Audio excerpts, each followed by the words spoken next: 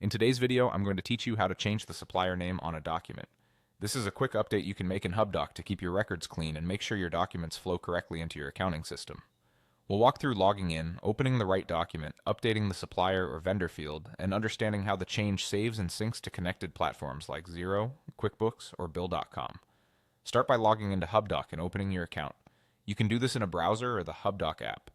If you manage multiple businesses or have access to more than one organization, double check that you're in the right account before you proceed.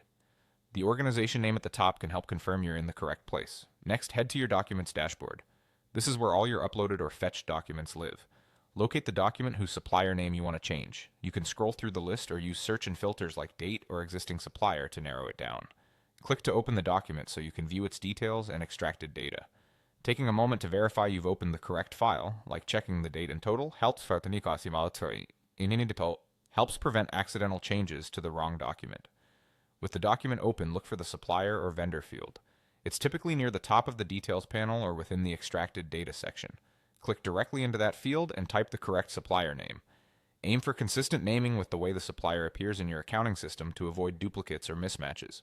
If Hubdoc suggests a name as you type, choose the correct one from the list to keep things standardized. This small step keeps your vendor ledger tidy and makes reporting much cleaner. There's no separate save button here. Hubdoc saves your changes automatically. Once you've entered the correct supplier name, you're done with the edit. If your Hubdoc organization is connected to Xero, QuickBooks, or Bill.com, the updated supplier name will sync through with the document, helping it map to the right vendor on the accounting side. Give the integration a little time to process and refresh your accounting system if you're checking immediately. As a quick tip, keep a short list of approved supplier names to maintain consistent spelling across your team, and try to make edits right after uploading a document so nothing slips through. That's all you need to do. You've logged in, opened the document, updated the supplier field, and let Hubdoc save and sync the change for you. Thanks for watching, and follow along on your next document to keep your records accurate and tidy.